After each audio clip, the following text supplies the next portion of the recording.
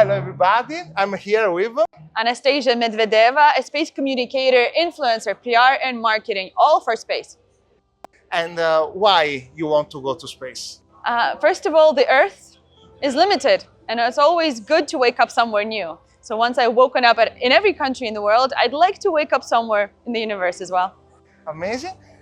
And your thought about the ASTROBEAT mission, both regarding the scientific and artistic part.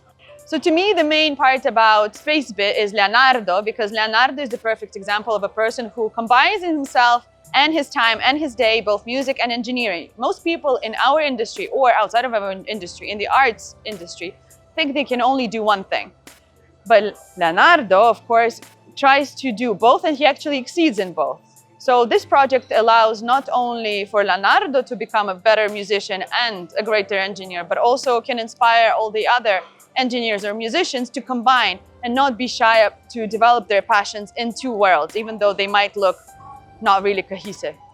I really appreciate this. The secret is to skip sleeping at night, but it can be done.